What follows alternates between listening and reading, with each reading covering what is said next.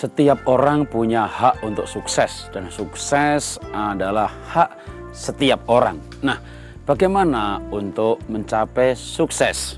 Kuncinya adalah hidup di jalan ilahi.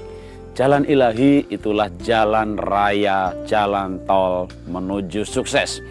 Dalam jalan ilahi ada integritas, ada karakter, ada belas kasihan, tidak ada egoisme. Sebaliknya yang ada adalah hidup ini permainan enrollment.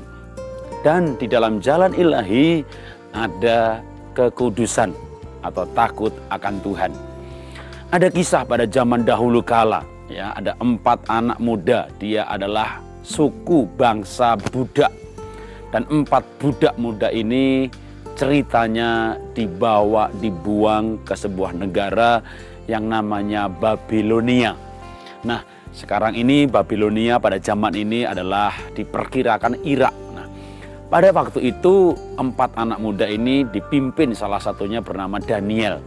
Dan kisahnya Daniel ini mengambil keputusan sebagai anak muda yang radikal. 4 anak muda ini komitmen untuk tidak menajiskan dirinya. Waduh, anak muda komitmen untuk tidak najis. Kalau pada zaman ini tidak terlibat pornografi, tidak nonton internet porno, video porno, Facebook porno, gambar porno, tidak dijamah.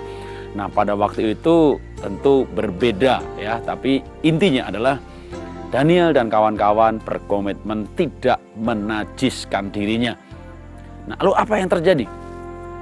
Ketika Daniel ini mengambil komitmen untuk tidak menajiskan dirinya, maka dikisahkan bahwa Daniel ini mendapat kasih sayang dari atasannya, dari upline-nya. Jadi rupanya ketika orang itu hidup di dalam jalan ilahi dan menjalaninya dengan norma-norma yang ada di dalam jalan ilahi, yaitu kekudusan, maka orang melihat itu ada belas kasihan seperti atasannya Daniel melihat Daniel. Nah, saya ini orang yang percaya bahwa kisah itu sebenarnya hukum. Artinya kalau itu berlaku pada Daniel, itu juga bisa berlaku pada saya. Maka saya orang miskin yang merantau ke Jakarta tahun 90 ini mendapat kisah 4 anak muda ini, saya terinspirasi. Lalu saya komitmen untuk hidup kudus. Sebagai seorang sales merchandiser di Astra Export Company, perusahaan trading, maka kudusnya waktu itu dalam dunia saya, ya, dunia di mana saya ini sebagai seorang merchandiser, setelah saya mendapat order dari buyer, maka saya punya wewenang. Saya membawa order ini ke supplier yang mana. Dan rupanya banyak supplier-supplier, supaya saya kasih order, mereka memberi saya under table commission, ya, komisi bawah meja, bawah tangan. Maksudnya saya dikasih duit supaya saya taruh ke pabrik itu. Nah, saya bergumul, ini boleh apa enggak saya terima? Saya tanya 5 orang, maka 5 pendapat. Ada yang bilang boleh, ada yang bilang enggak boleh, ada yang bilang sumbangin aja, ada yang bilang begini, bilang begitu. Waduh, tapi saya belajar sebagai anak muda yang radikal untuk komitmen tidak menajiskan diri. Maka uang suap dari pabrik ini saya terima, tapi saya berikan kantor saya.